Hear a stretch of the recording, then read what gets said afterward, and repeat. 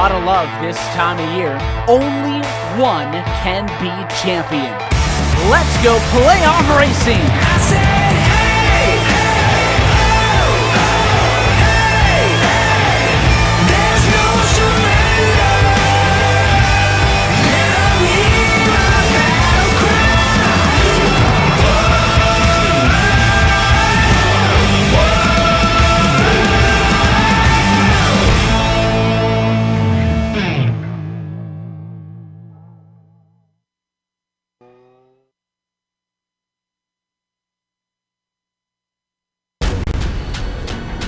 This is the original esport racing game. This is iRacing.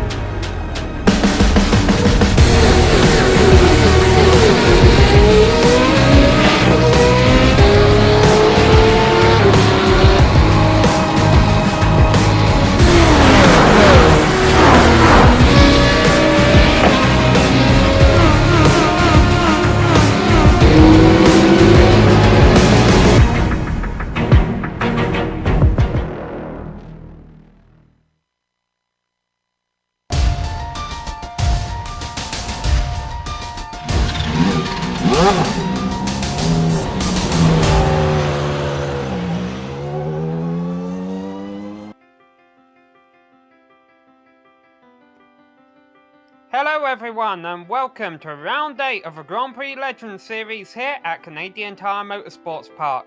This track is tricky enough even in a high downforce car, and in case you weren't aware, these Lotus 49 cars don't exactly have a lot of downforce stuff, so we could be in for an interesting race here today. Well, we are glad you're here along with the ride with us here on the Global SimRacing channel, with our coverage being presented live on the iRacing Esports Network.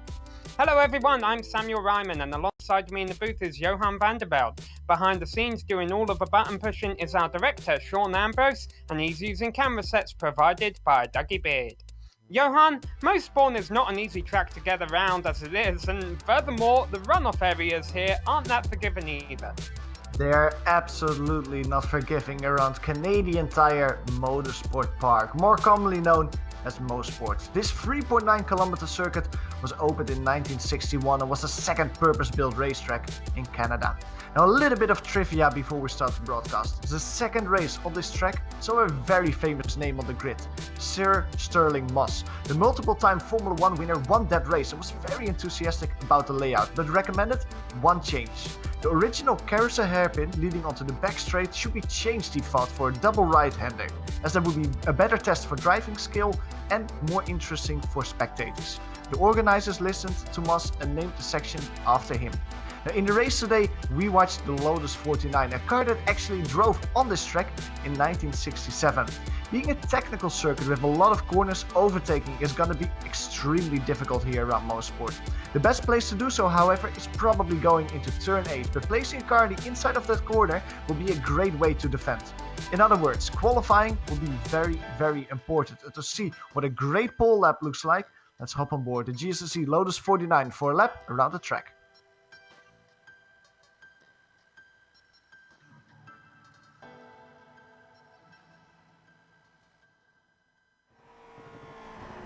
Alright, we're in the GSRC LOTUS 49, so let's do a lap around Motorsport. Down into turn 1, drivers can take a lot of this inside curb, so much so that if they wanted to, they can straddle it, bleed onto the power, and get the car to the right quick for Clayton. The crest here means you'll want to double apex this sucker by letting it drift back out mid-corner. As you scrub off speed, cut it back in and ease onto the throttle. Once again, switch sides quickly, get the car settled, and try your best to get the nose turned in for Quebec. The exit of this corner really opens up, but can't quite be taken flat to the floor until the car is pretty well straightened out. Then comes the plunge through turn 4. Ideally, you'll want your left front tire to barely glance the gutter on the inside. Hold tight to the left and use the compression at the bottom of the hill to get the car slowed up. As the track falls away, it'll want to push in the middle of Moss. Aim for the straightest exit you can out of this hairpin so that you can get on the gas as soon as possible. Now we've hit the Andretti straight, which proves no problem in most cars, but the 49 will be bouncing all over, getting squirrely. Here's a little trick I learned. Let fourth gear bounce off the limiter over the hump and the car stays planted so that you can keep your foot in it. Once you come over the final rise, you gotta slam on the brakes and get it turned in for the S's. Try to keep the car tight to the inside to offer a better line into 9. In the end, you'll want to set the car up for the ideal entry into White's corner, which is the slowest of these switchbacks. Be gentle on the power, and if you kept it all together, you've now finished a lap around Motorsport.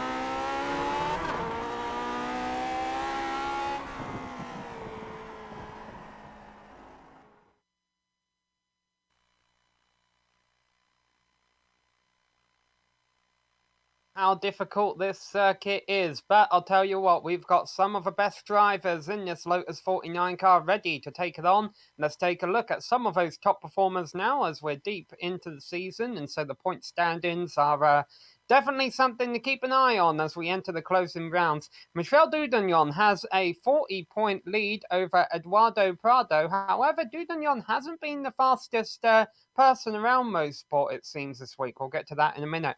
There you see several other drivers still in contention behind Pawlowski, Olyanek and Till. 90 points covering all of the drivers on that slide. However, Johan, that's not the only championship we have up for grabs. No, we also have the Formula 2 Championship. A lot of times, very, very exciting. The leader in that championship at the moment is Hugh Haycox. He had a great run last time around to the Nürburgring. Really extended his championship lead to David Rossi, who retired early on. Steve Hogan also had a good run. He overtook Philippe Urquhart doing so. And Andrew Eng, he moves himself into the top 5, overtaking Johnny Bell, who is right on his heels for a top 5 position there. And another championship up for grabs is also the Nations Cup. And here we have France currently leading with big help there from Michel Dudagnon. About 74 markers behind is the United Kingdom. And the United States are keeping them in check, only about 20 points back, third on the standings. Germany drops all the way back to fourth, and they are in a tie with Brazil for that position, with just 5 rounds, including today's race, left to go. Johan, let's have a look at our race details today. Let's take a quick look at that. We reached the 2/3 mark of the season this race. Round 8 of 12, round 2 drop weeks this season. The race distance around Motorsport, it will be 25 laps with open setups, and the points they pay out to 25th position. Now that will be interesting to keep a note on, Sam, because there's more than 25 drivers today around this tight and technical track. Yeah, 27 drivers. You have to wonder if this kind of track even has room for all of them.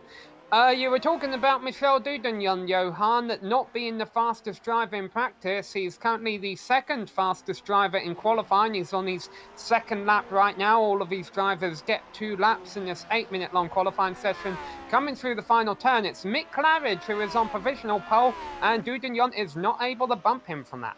No, he was 0.3 of a second slower than his first attempt, so that's big news that Michel Dudagnon doesn't get pole position. Claridge also goes slower in his second qualifying attempt, so also he doesn't go for a qualifying lap. So that means that the top 2 at the moment is Claridge and Dudagnon. Now another driver that just completed the second lap is Eduardo Prado. That's a name that's far down the order. Look at him, only in 6th position the Brazilian is, and he will need a monster start to reach the podium positions. We have 27 drivers about to race in a single split, Johan. And I know I just joked about it a little while ago that I'm not sure if the track has room for them, but that's a fact. The first couple of turns here at Motorsport are not easy. It's kind of a blind downhill off camber first turn that you see a car going through right there. And then the second turn, likewise, downhill off camber, loses grip. And if you get too wide out into that grass, which doesn't exist in real life anymore, but when it was scanned on iRacing, there was grass on the outside there. That grass is not forgiving. You get in that, you're probably heading towards the wall. Absolutely. You could see that in practice and also sometimes in qualifying already, that when a driver makes a mistake into turn 2, it's just end of the race. It's a single way ticket towards the wall. So you have to be really careful in those corners. At the same time, you have to be completely on the edge, because if you just hold back a little bit and give yourself half a meter of marching towards the exit, you lose so much momentum, you lose so much exit speed, and that will mean that you set yourself up for an overtake from behind. Entering the closing minutes of qualifying, most of the drivers have got 1 lap time in. As a matter of fact, considering this is an official series race, I'm impressed with the amount of drivers attempting the qualifying lap here. Only Don Good, Colin Bentley and Lawrence Coleman don't have a time on the board.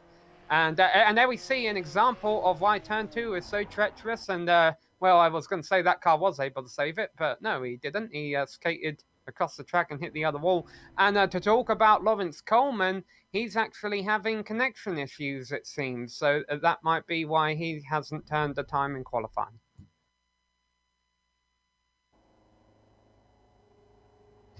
Now, we should also mention, Johan, this is an official series race. iRacing has multiple official series, and normally the communities around those series pick a certain time where they think the big dogs always come out. This is that time of day for the Lotus 49 series, but there could be some drivers at the back who might not even know that this is the high SOF race, might not even know they're being broadcast. So definitely a variety of different stories up and down the field. Talking about the field, it looks like they're done with qualifying, so let's go ahead and read out the grid to you. It is Mick Claridge and Michel Dudagnon on the front row. Ove Trantere and Rob Oljanek will be starting from row number 2. Rounding out the top 5 is Angelica Pawlowski. Eduardo Prado is all the way back in 6th. Bruce Nelson qualifies 7th ahead of Gary Till. Daniel Sadro is down in 9th place with Philip Lake rounding out the top 10. Father and son can be found on row 6 in the form of Ian Haycox and Hugh Haycox, P11 and P12 for them respectively. David Rossi is found behind them in P13. He is flanked by Philippe Urquhart. Steve Hogan, P3 in the Formula 2 Championship. He starts alongside Richard Morin. Eric Leukel from Germany starts the race in P17, flanked by Alberto Pellegrini. And on the last row of the top 20, just curving out of White's corner, Richard Tam and Andres Bruno. Starting in 21st position will be Logan Walker, and then behind him is Telmo Amaro. Johnny Bell will be starting from 23rd, and the slowest qualifier was Giulio Colin. Apologies for the mispronunciation there. Colin Bentley, Don Good, and Lawrence Coleman did not turn the lap in qualifying. So that's a full 27 car field. And boy, Johan, the track temperature is really high. I do not know how the start is going to go. You could already hear some drivers complaining about that in qualifying, that it was very, very slippery. Let's see how the drivers will deal with that lap 1 as they go towards the very treacherous turn 2 corner.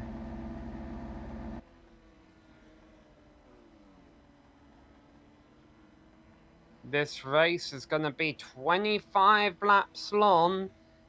About 1 minute 15 to do a lap around here. Lap traffic will definitely be a factor late in the race. It's definitely hard to make passes here, even on cars that aren't racing you for position. The field getting gridded up for 25 laps of racing action for the 8th round of this championship. And here we go, they are underway with Mick Claridge leading them away into the first turn, and a good battle for second maybe. No, Michel Dudagnon throws it in on the outside, going through turn 1. He's not able to do anything with Claridge though, so the top 3 remain as they started, forth on back, side by side as they go downhill through turn 2. Little wiggle for Mick Claridge in the middle of turn 2. Car got unsettled, but he didn't lose his grip. He could continue, but he's still being haunted by Michel Dudagnon. He knows that probably lap 1 is the time of the race that you can make that overtaking maneuver. Out of Quebec towards Moss Corner, Dudagnon less than a half of a car length behind him. Claridge is sliding through the left-hander there. Can keep control of his car, but he's not approaching an ideal racing line. Behind him, it's Over Trangrate who wants to be the third wheel in the mix. Out of Moss Corner. Onto the back straight. This is very important. Michel Dudagnon only separated by less than 0.2 of a second. He's right in his draft. Over the hill, over the crest. And Mick Claridge, if he defends the inside, it will be very difficult for the Frenchman to get his way past on the outside of the S as a Claridge defends very, very hard. Good defending from the Brit there. He covers off Dudagnon, and he is in P1 as they finish the first lap. So Claridge comes through the last couple of turns here to complete lap 1 of 25. A very clean start for not only the front runners, but most of the field, it must be said.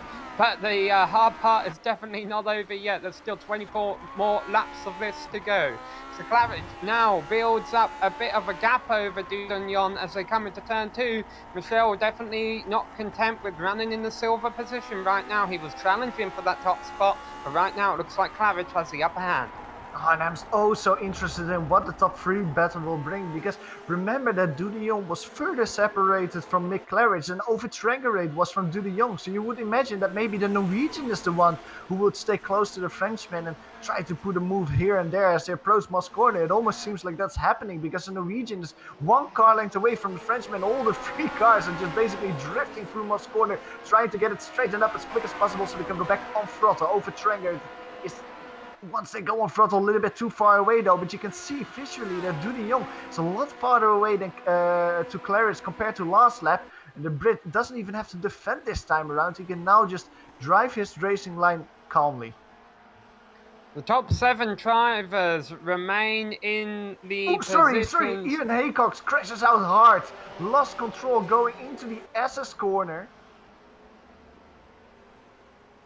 He was following in P10 his son Hugh Haycox, lost control into the SS corner, and you can see as we go to a replay of that incident, once he swerves to the inside, he hits a bump on the right side of the curbstone, got sent in the air and hard into the tire barrier, can continue, but it seems like he has quite a bit of damage now. He's currently sitting in the pits, and I think that his race is over. Yeah, no free repairs in this series. He's definitely coming into the pits at least to get some damage repaired on that. So yeah, the top 7 remain as they started. It's 8th on back where all the shuffling has been going on. That's where Ian Haycox just crashed out of. So Philippe Blake runs in 8th place. He's up from 10th on the grid. Hugh Haycox has gone from 12th to 9th. Gary Teal has gone backwards at the start. He's gone down from 8th to 10th. Nice battle at the moment for P5. Roman Pavlowski is being followed by Eduardo Prado. Both these drivers basically driving in the position that they started in, but it seems like Eduardo Prado has a little bit more pace than Roman in front of him. Eduardo Prado was actually quite quick in practice as well, set the quickest practice time. It wasn't the same practice session as Dudion and Claridge were in, but still he was on top of the sheets. Didn't really make that speed come true in qualifying. Now he has to look forward to really stay in that battle for the championship lead. Still following Roman Pavlowski, cannot find a way past last time around. So all these drivers kind of just content to run single file now they've got a couple of laps under their belt. I mean, we definitely see some close racing for around 9th, 10th and 11th position. Drivers running close to each other, but it looks like most of the field just being quite sensible here in the early stages, Johan. Also 13th on back, have a huge pack there, being led by David Rossi, Seth Hogan, Philip Urquhart and Richard Morin are all nose to tail as they come down into Moss, and almost contact there between Rossi and Hogan as Hogan looks down the inside, entering Moss. And that's a very spicy battle between Rossi and Hogan, because this is for P2 in the championship of the Formula 2 drivers. So the winner of this battle basically is the driver that will get P2 in that championship. Now, of course, with the problems of Hugh Haycox, Ian Haycox, that was Hugh Haycox is still in front. Philippe Urquhart, he has a great view of the battle in front of him. It was Steve Hogan trying a little look in the inside eye of David Rossi. But these two drivers, they are trying to close down the gap to Hugh Haycox, who's driving a little bit in front of them. So they need a good result if they want to stay in that battle of the Formula 2 Championship. Talking about close battles, you probably saw on the top left of your screen the gap between Mick Claridge and Dudignon went down significantly at the end of last lap. Dudignon got right back up to his gearbox, so Claridge had opened up a bit of a lead for a while, but that battle's still not over. Not many changes for position yet on track, but certainly some drivers looking and thinking, and now that they've got a bit of a rhythm, oh, and off goes Dudignon, way too hot into Moss, and somehow he keeps it on track and doesn't lose a whole lot of time. Watch this, Johan, I thought he was going in the wall. Oh, he is so lucky there. When you go off in Moss corner like that, usually it's a single trip to the wall, but he just scrubbed up just enough speed on the asphalt. And then when he reached the dirt, he could just softly put it back to track. Luckily for Michel Dudignon, it wasn't a big enough of a mistake to be overtaken by Ovid Trangerade at the same time. He can stay in P2. And actually, now we go back live. The gap between him and Mick Claridge, it's not even that big. It's less than a second. So the Frenchman making a mistake, but not losing that much in the progress. Fourth on back is also tight, being led by Rob Olyanek. Let's fix a mistake I made during the grid.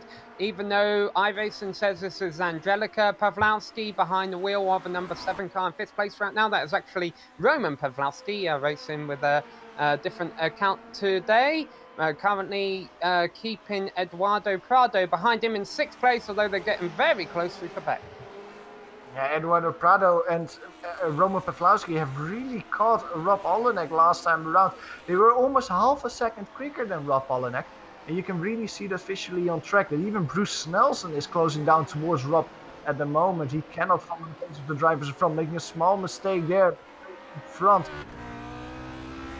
On board with Snelson, you can see all these drivers in front of them. The gap between Bruce Snelson and the drivers in front is only 1 second. So with the pace that he's currently driving, he will catch up to them soon. But Roman Pawlowski is trying to move on Rob Olyanek around the outside of the SS. But he doesn't make it stick there. Goes back to the racing line. Eduardo Prado was taking a sniff of that as well. It is so difficult to get by the driver in front here. Going into the SS is the best way, but you really need a big mistake from the driver in front if you want to complete that pass.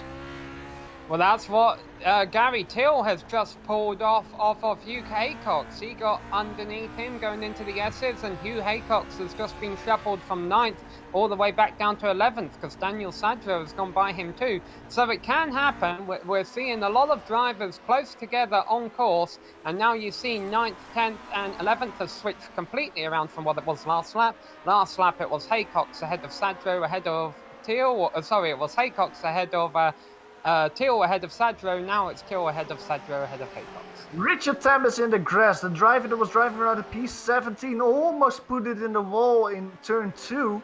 Luckily for Richard Tam, he was a little bit further down the order that he actually kept it out of the wall. We go to a replay in his home race. He was following the battle of Urquhart, Morin and Rossi in front of him, and he was trying to get as much speed as possible through turn 2, but he just ran out of road to the grass. It's so difficult to get out on.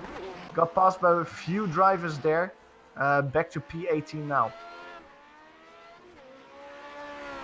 P14 up for grabs. Richard Morin has a good run on David Rossi, and here we go. Here's how you make a pass in the S's. He went down the inside, and actually Rossi helped him out a little bit there, so he was probably going to lose the battle.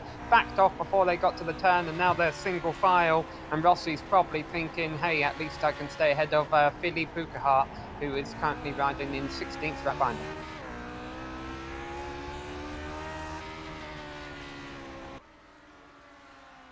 And the battle for P4, that's a really fun one to look at. Still, it's Rob Olyanek in front of Pawlowski, Prado. Bruce Snelson actually was less than half a tenth quicker last time around than Rob Olyanek. So the gaining that Bruce Snelson was doing is not going as quick as it was a little while ago. But Rob Olyanek, it almost feels like he's a cork on the bottle, Sam. The drivers behind him seem so much quicker than he is at this point of the race. However, they cannot go by, and actually now Roman Pawlowski is under threat from Eduardo Prado, who had a great run out of Moss Corner. So all this going on from 4th back to 7th place. There in the distance ahead of him, you see Ove Trandre in 3rd place. But again, all of these drivers still running where they started. No moves have actually been made. And that could be a result of it being hard to pass, or maybe these drivers are just getting a feel for where they can make moves, where the driver ahead of them is weak. But I'll tell you what, Johan, we're starting to click off these laps, and soon we are going to be running into lap traffic. Yeah, and that's really what Dudy Young wants. He just put another fastest lap of the race. Let's take quickly a look at P12, the battle that's happening between Steve Hogan and Eric Leuko. Eric Leuko actually got passed just now by Steve Hogan. Steve is really moving up forward. He got by David Rossi a little while ago. We can go to a replay of that overtake, because overtakes on this track, they're kind of rare. Let's actually see where it happened. Seems like it happened after the Andretti straightaway. Going into the SS, Steve Hogan just had a great run there. He's on the outside in the 14 machine. Eric Leuko on the inside didn't really offer up a defense. Actually went earlier on the throttle, or on the brake, sorry, it seemed like. Stayed around the outside, gave Steve Hogan a lot of room, and Steve Hogan just got by there. Ooh, let's go to P5. Battle for P4 at the moment. Roman Pawlowski on the outside of Rob Olyanek. They touch each other. Rob Olyanek hits Roman Pawlowski. He is sent towards the roll. Rob Pawlowski flips his car over.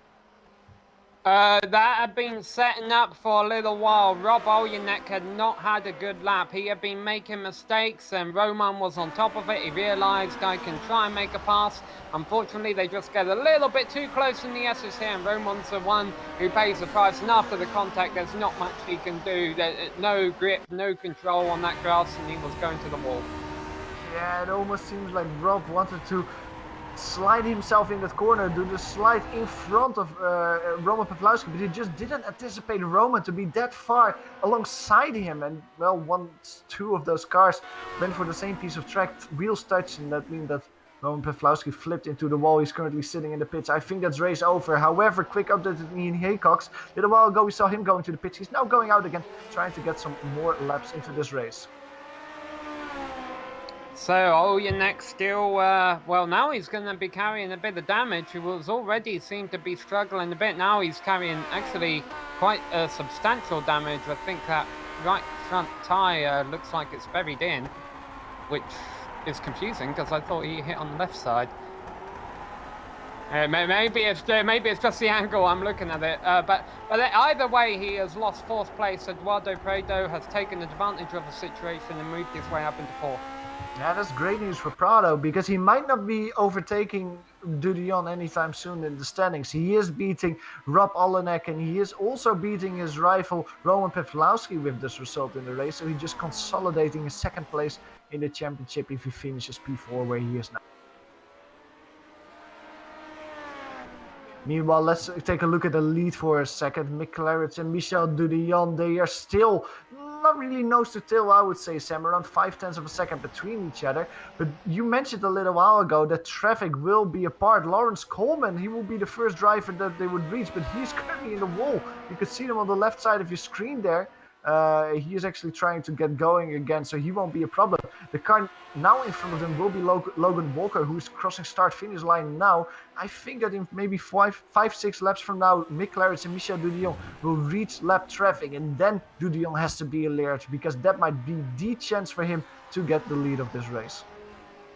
Yeah, Lawrence Coleman, you probably remember his name from but prior to the race. We were talking about him having connection issues in the number 27 car, the lowest I rating in the field. So probably just trying to salvage a finish out of this, and he's doing all right, up to 22nd.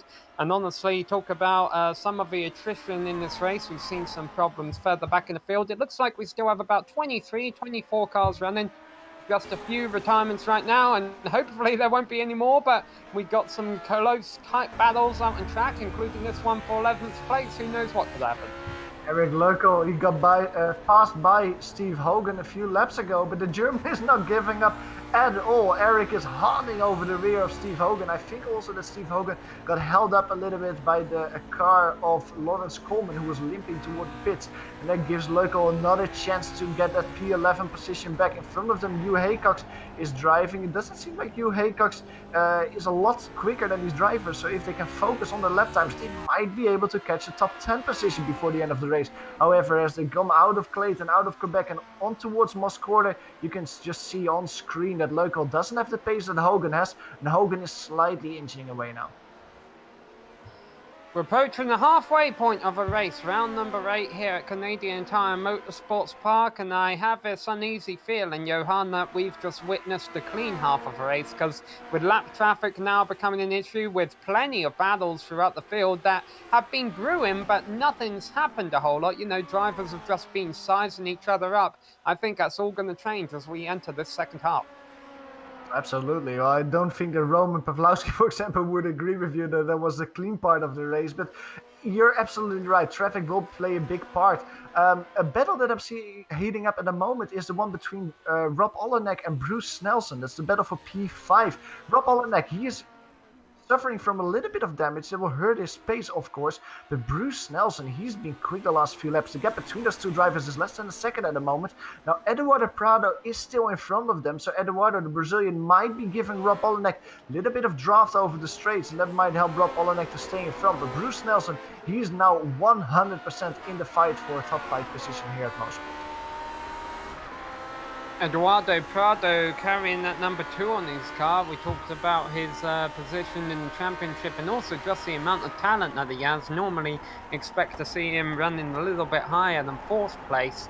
That being said, 4th is still commendable in a tricky track at a tricky course with such high quality drivers as you get in this as you get in Grand Prix Legends, and he has a bit of a gap over that battle for 5th, so he might be sitting comfortable in 4th place for right now.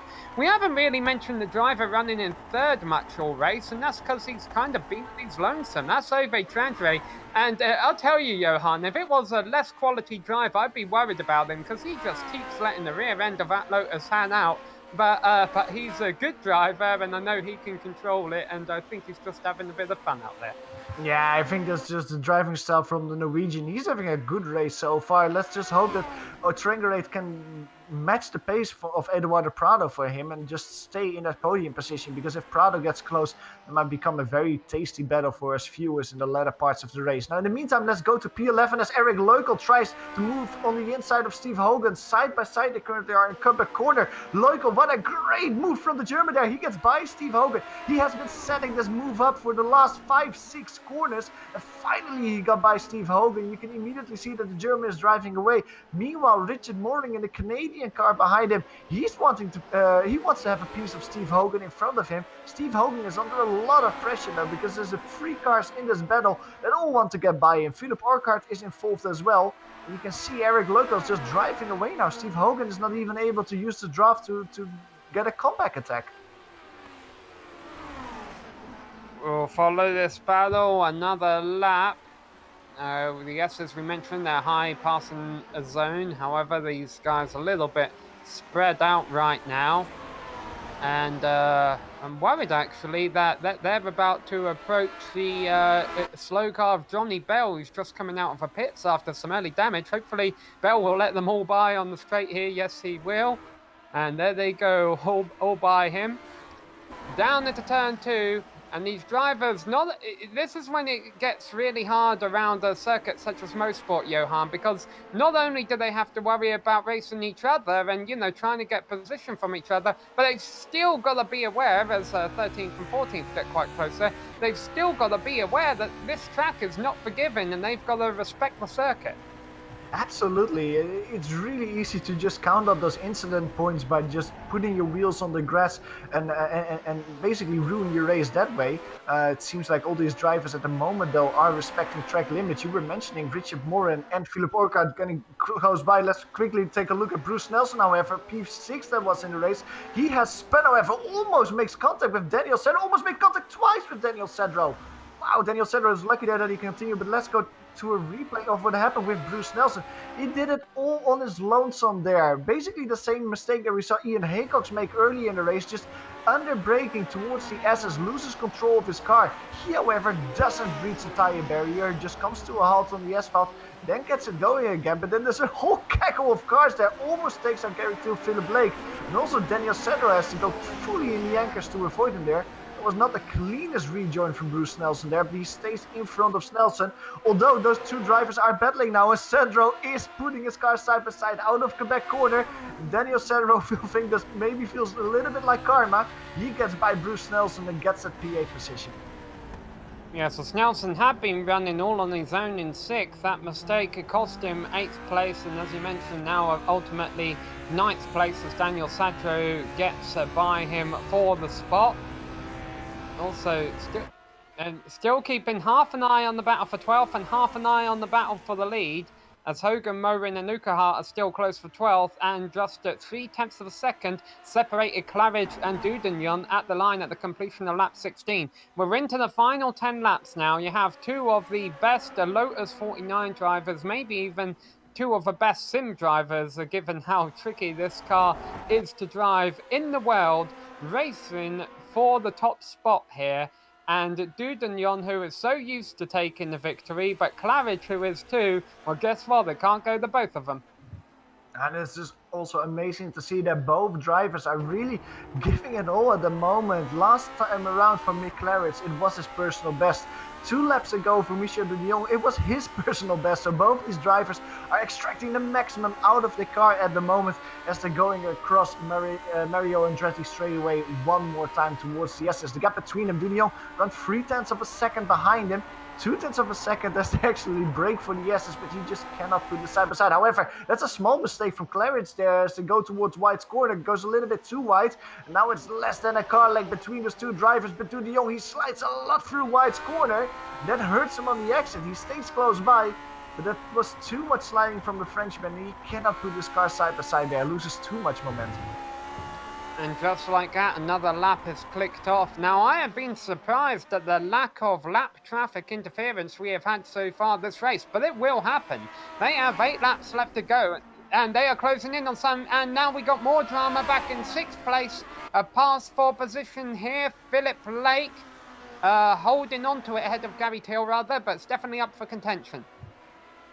Yeah, these 2 drivers are very close together. I would swear that there's a Gary Till in front of Philippe Lake at the moment. They at least started with Gary Till in front, but Philippe Lake now has fought his way past. Philippe Lake, who was a driver that was driving in no man's land at the beginning of the race, really no one to fight with, no one to at all. But they didn't put him to sleep. He is now fighting hard with Gary Till for P6. Gary Till is very close, however. Don't forget Daniel Sedro and Bruce Nelson, because they're not that far away either. So this is basically a 4-car fight for P6. It's been that way ever since Nelson made his mistake a couple of laps ago and got thrown to the back of this little pack. So it's Lake, Till, Sadro and Snelson. And to go back on your point, Johan, about Till, he had a bad start to the race. He actually dropped a few positions at the start, so he has been having a bit of a comeback drive, and I'm sure it would please him immensely if he could finish this race in 6th place. I just see that Eric Leukel has retired. He was one of the drivers that was fighting hard in this race. He actually made a mistake last time around coming out of turn 1, spun it hard into the wall, destroying his suspension. That's the race over for the German. It's very unfortunate to see any of the drivers retire in this race, even those who don't have a higher number. This isn't the car. This isn't the car that you buy your subscription to iRacing, Johan, and you see rookie or D-class drivers thinking, okay, I'll try and drive a Lotus 49 now. Normally, every driver in this league is talented. You have to be to keep the driver on the track, even those that fight in for those mid-spot or low positions, and it's unfortunate to see anyone retire. And we see great battles throughout the field as a result, including this one for 11th and 12th, pretty much, that we've been keeping an eye on all race. What a great battle this is. Philippe Urquhart in P13. Don't forget him either, because he's putting more and more pressure on Richard Morin, who seems to lose a little bit of the connection that he had with Steve Hogan. However, out of Moss corner, he immediately thinks, well, I'm going to prove Johan wrong, because now he's a lot closer to Steve Hogan. However, in front of them, it's Ian Haycox. Ian Haycox is several laps down in P22 he's driving. And he's driving basically the same pace as all these drivers behind him. And that might actually throw another wrench in the mix. Steve Hogan taking a different line through the SS. That allows Richard Morin to immediately catch up to him as they go towards White's corner. Different racing lines you can see here as well. Richard Morin taking a way wider line, trying to take more momentum out of that corner. Philippe Urquhart with a little moment loses connection, but Richard Morin closed the gap down to only 1 car length. Through turn 1, however, again different racing lines between the 2 drivers. This one seems to help Steve Hogan a little bit, who drives away slightly. And lap traffic has finally taken its toll for the leaders. They hit a couple of slow cars coming out of Quebec last lap, and Dudignon lost about a second to Mick Claridge. Now I'm curious to see if Dudignon's going to be able to run Claridge back down, and if he's annoyed at those lap hit cars, because it definitely wasn't clean what was going on really, he might that might have lit the fire under him, and maybe he'll be a bit more determined to run Claridge down and take this win from him. And I've been watching Johan. If anything, and I know I'm just a spectator here, I'm not one of these top drivers, so maybe they know better than me, but if anything, if there's any weakness I've seen out of Claridge, it looks like the entry to the S's. Dudignon seems to be able to throw his car into that section of the track with a lot more confidence, and I wouldn't be surprised if Dudignon's able to catch him if that's the place where he makes his move. Yeah, and a driver like De Jong will have noticed that by now, and he will be setting himself up for an overtake there if he gets a chance to. But of course, De Jong is looking at the lap counter as well. He will know as well, very, very well. There's only 5 more laps to go, 5 more times so he can throw his car into the SS. So not a lot of momentum left for him. Meanwhile, in P6, that battle is heating up. Those cars are putting it side by side. Gary Thiel trying a move on Philippe Blake there in Quebec corner. Doesn't make it stick. Ooh, as Prado is having some trouble there. Has Prado had a spin perhaps because he was Ooh, yes. running in 4th and now we see him running in 5th? He had contact with Logan Walker, who blew his engine there. Maybe we can see it one more time. Logan Walker, he's the car in front. On the run down towards Moss Corner, he brakes and he blows his engine, spins his car doing so, right in the path of Eduardo Prado. Could have just been a bit of pressure from watching the leader behind him trying to get through Moss well, and then he was probably intending to let him by on the back straight, and Prado was lucky to be able to continue from that. If he has been, he'll be in 5th position now. Yeah, so Walker, this is going back in time. Walker had a mistake the previous turn, and maybe that's why he was out of sorts. He was trying to recover from that. A hard luck for Eduardo Prado, who of course gets his chances for a podium completely ruined with that. And he is relegated to P5. Meanwhile, let's go back to the P6 battle because that's still so exciting. Philippe Blake is defending for his life at the moment against Gary Thiel, who tries to the left, who tries to the right, every way possible. In Quebec corner, cannot find a way past. However, in Moss corner, different racing lines between the 3 drivers in top of this group. Daniel Cedro is in the popcorn position, basically wanting to see what's going to happen with these 2 drivers in front. Maybe he can just people his way through and get that P6 position himself. That would be a great result for Daniel Cedro, who's been just waiting a little bit, being very calm this race. Gary Thiel almost losing control of his car there over the Andretti straight. What happened there with him? Well, there's no such thing as a straight in this car, Johan. It's just a turn that's not as dramatic. Exactly, and that almost proved too much for Gary Thiel there, who just over that small crest almost lost control of his car. Great catch from Gary Thiel, however, to not put it in the wall there and also not lose a position. Meanwhile, going to turn 1, it's still a very tight battle between all these drivers, but the gap between Lake and Thiel seems to have grown a little bit bigger because of that mistake. Less than 3 laps to go for this battle for 6th. The battle for 1st is approaching 2 laps to go. However, there's almost about a second between them still. Dudagnon, he's been fast on some laps, but overall he has not been able to run down Claridge. And I'm sure he's not a fan of the way he got dealt with lap traffic earlier, Johan. But that being said, they might not be out of the woods yet. There's 17 cars on the lead lap and 17th place is not too far ahead of them. No, absolutely. Some lap traffic might 100% be a factor in this battle.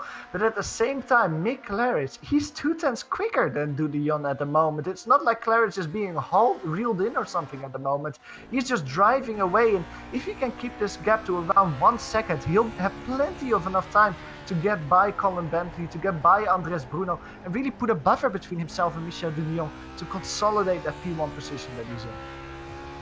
The consolation for Mick Claridge is the fact that the lap cars that they are coming up to are not fighting for position. It always concerns me that run down to Moss now. You see a couple of tarmac strips of strips of tarmac as they go down the hill there, and I've hit them at the wrong angle a couple of times in iRacing, and things could be going swimmingly, and then you just hit one of those patches at the wrong angle, the car whips around on you, and there's nothing you can do to save it. I think these Lotus 49 cars bounce around so much all the time anyway, though.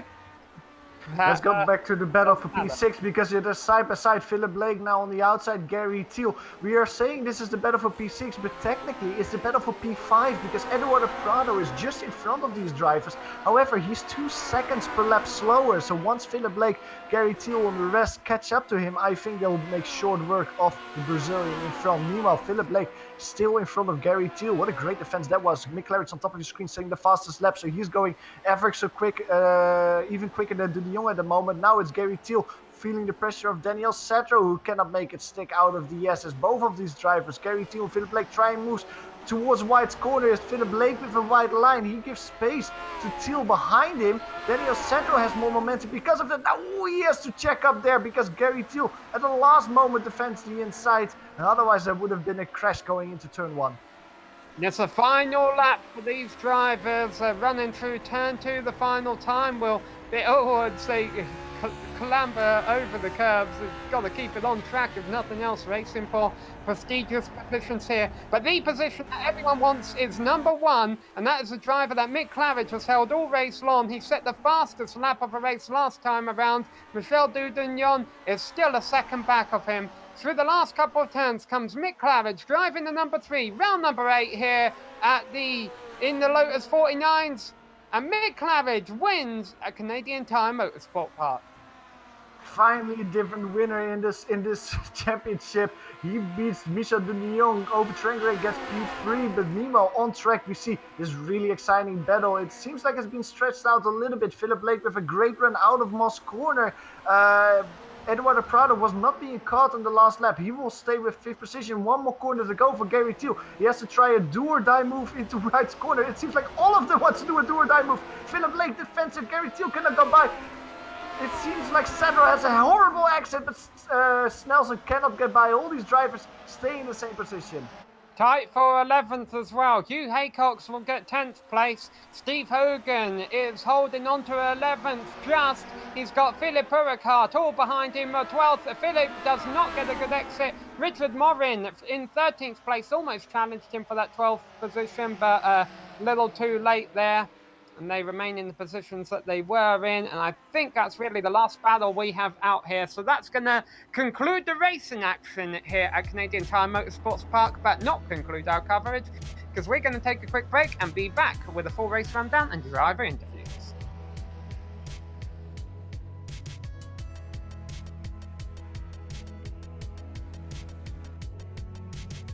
40 of the best sim racers, $100,000 on the line.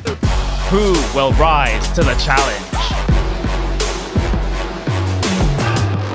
This is the most competitive and sought after season in iRacing World Championship history. This is where legends are made. This is the Porsche Esports Super Cup.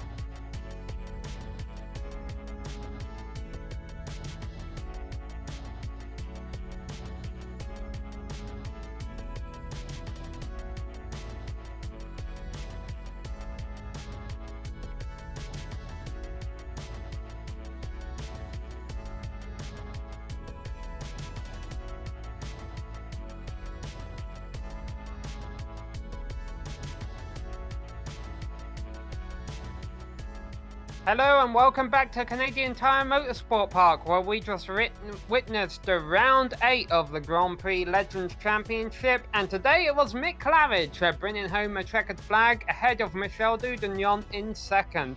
Ove Trangere started third to finish third. As a matter of fact, the top 4 finished where they started, with Rob Olyanek rounding out that position. Eduardo Prado could have finished in 4th place, but got caught up in a bit of drama with lap traffic late on in the going. That drops him to 5th ahead of a great great battle for 6th place, where Philippe comes home 6th, Gary Till 7th, Daniel Sadro 8th, and Bruce Nelson all the way back in 9th. He'll be kicking himself for a mistake that he made. Hugh Haycox also comes home in the top 10. Another great battle we saw was for P11. Steve Hogan came out on top there, finishing in front of Philippe Urquhart and Richard Moore. David Rossi, what could have been the driver that we didn't speak a lot about today, made a few mistakes, and that means that he only finishes the race in P14, one position down his qualifying position.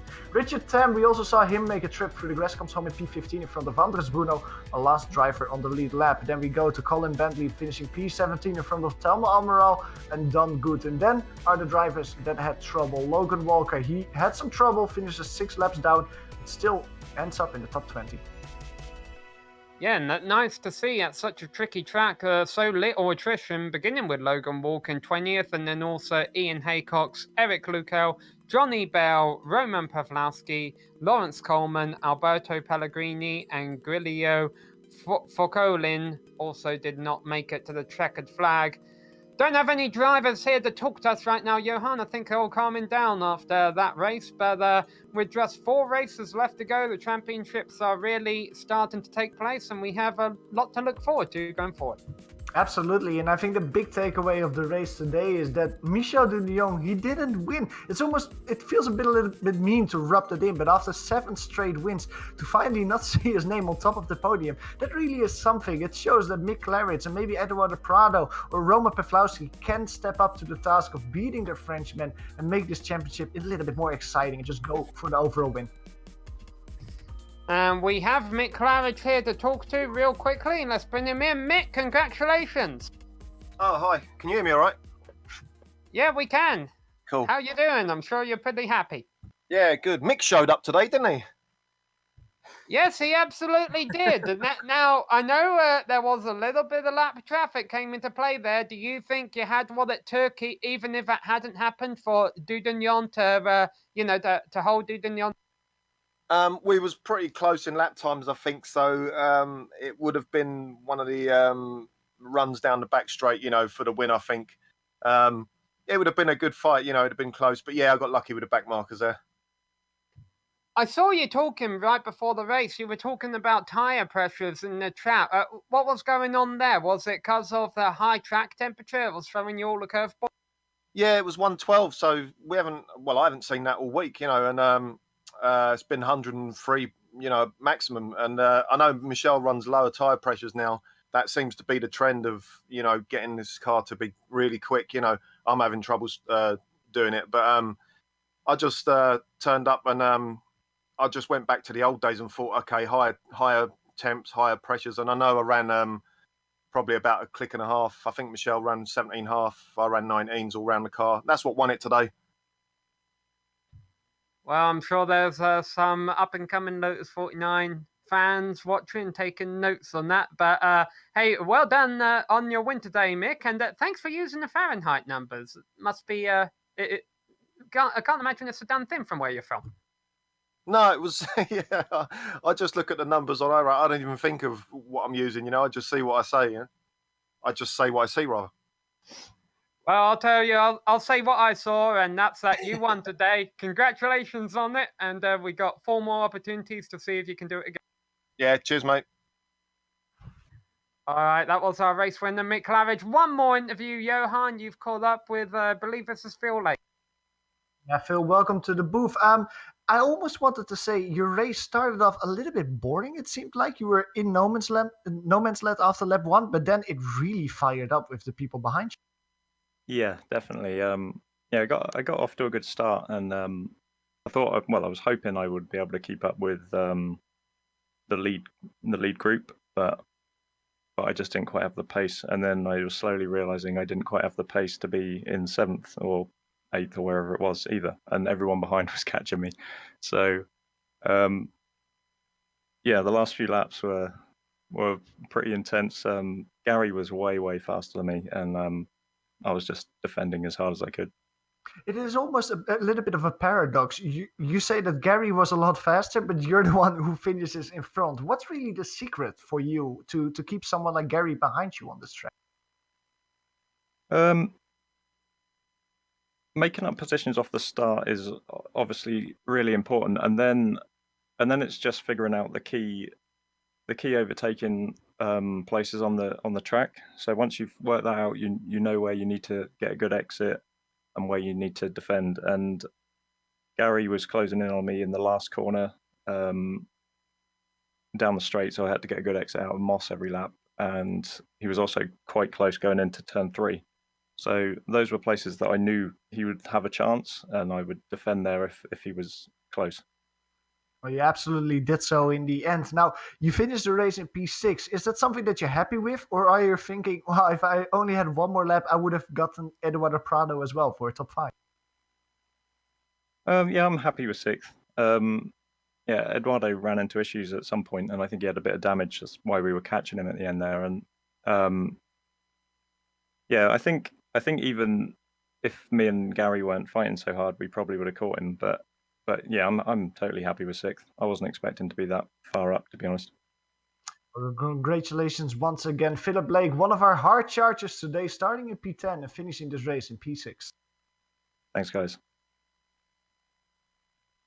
Well, that was Mick Claridge, our winner today, and Phil Lake, the driver who placed 6th today here at Canadian Tire Motorsports Park. And hopefully we will see them and all of the drivers here in the Grand Prix Legends Series back in 1 week's time at Oran Park. We would like to thank all of the drivers and the competitors for coming out today and putting on the great show. And thank you all for watching and tuning in here today on the Global SimRacing channel and the iRacing Esports Network. Thanks also to the iRacing Esports Network, of course, for broadcasting this on their YouTube channel. If you haven't already, be sure to subscribe to it, as well as subscribe to the GSRC YouTube channel for more upcoming sim racing broadcasts. Thanks to all of the companies that provide us the software and hardware that help make this show happen. Additional thanks also goes to Dream Lalonde, who provides us with our music. See the screen for how to get hold of more of her great work. Thanks to the team today, Sean, Johan and Dougie. If you'd like to find out more about GSRC, you can find it at globalsimracingchannel.com. We're also on Twitter at GSR Channel, Facebook at Global Sim Racing Channel, and Instagram at GSRC_Gram.